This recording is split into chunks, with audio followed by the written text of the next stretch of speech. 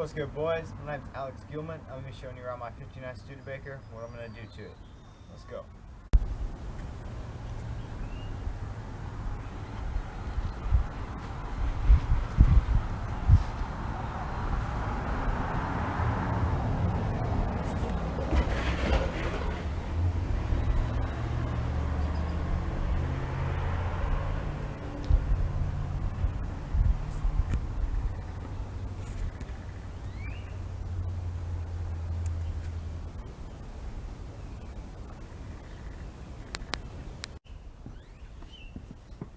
So the story behind this 59 Lark was it was sitting on a cattle pasture since '75. The previous owner, Dennis, I forget his last name, but he pulled the engine out to stick in his 57 Studebaker truck and then ended up blowing up that engine as well.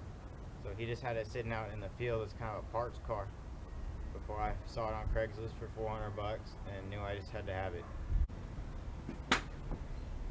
But because my name isn't actually out there in the automotive industry, I knew I had to do something special. So that's kind of why I picked Studebaker. They're all kind of quirky, they're all kind of weird, they're all kind of ugly. And that's also why I grabbed this Poly 270. Just because it's also quirky and it looks real beautiful. How many people have seen them? Nobody can guess what it is. I just figured it would match this car perfectly. Now I'm sure a lot of y'all have seen, I've got this little turbo on here. And I'm sure plenty of people will question my choice there, but I threw it on here just so it'll be able to clear the hood.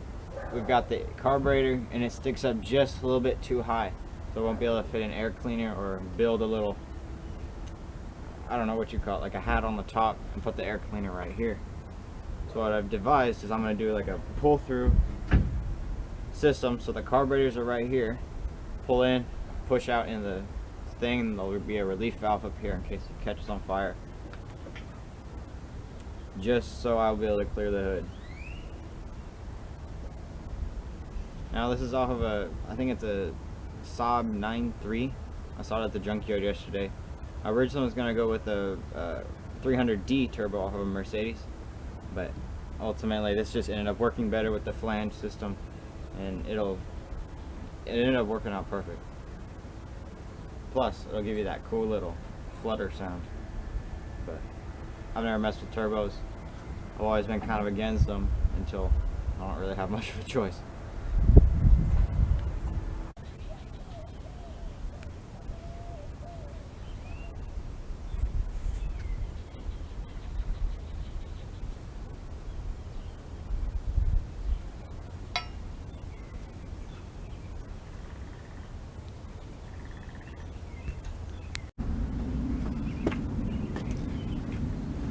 As far as transmissions go on this sled, it's got a stock 56 Dodge 3-speed transmission, I think, with column shift, but it's going to be difficult, at least it looks difficult, to connect the Studebaker column shift to the Dodge column shift.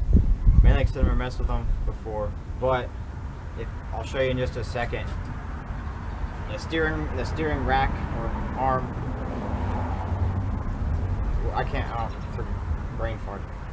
And then the shifter's here, right? But the transmission is all the way down here and off to the side. So I don't know how I'm gonna do that with rods.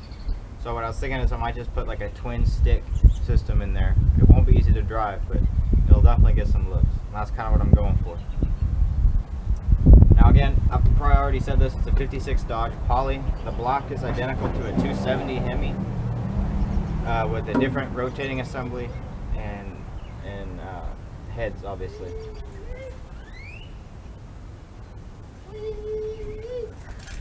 Little kid on his bike.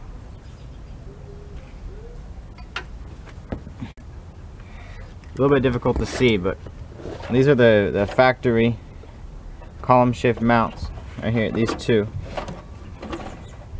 So I was originally going to plan these so these go sliding in to the knobs straight back there. You just barely see them right through that little hole right in the middle. But I was looking, and it's gonna be, I don't know how I'm gonna end up doing that.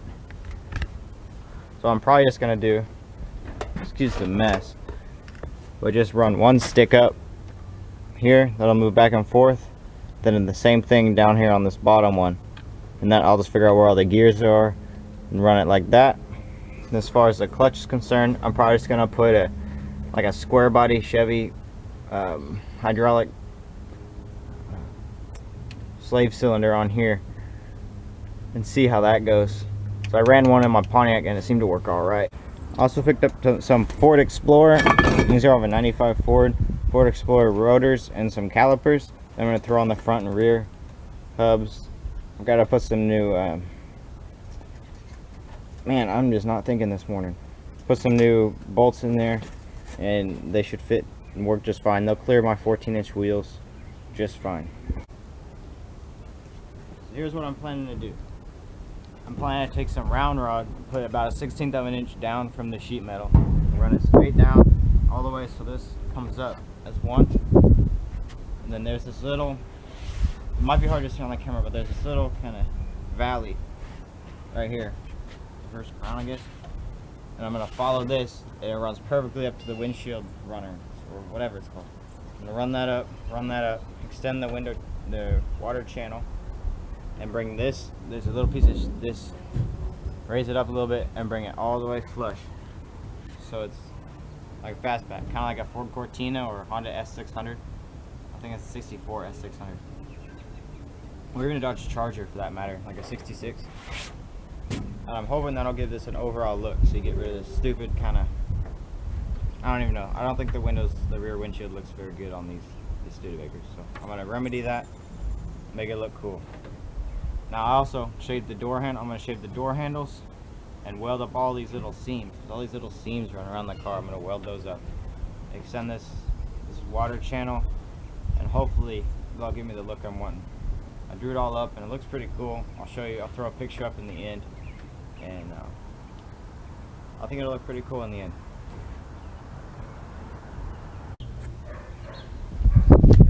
Now before I end this video, I want to show you just what I did to slam it so hard. Is first off, I just cut the front springs out, cut the shocks out, and I dropped the front end pretty easily. I'm throwing airbags in this thing, so it'll lift up a fair bit. And then for the rear end, I just cut the leaf springs out. There are about 2 or 3 of these on this pack. I just sliced them all off and left one in there. And that one act kind of as a panhard bar and keep the rear end aligned. So that when I put airbags, I can do that. And since I'm also on a budget, it'll save me from having to put a 2, 3, or 4 link in here. I'll save me some pretty good money. And it'll still give me the same results. Or at least what I'm thinking. So, apologies for the bad camera work. I'm going to work on that. It's the first video, so I'll keep you in tune and I'm going to go tear down the front end. Alright.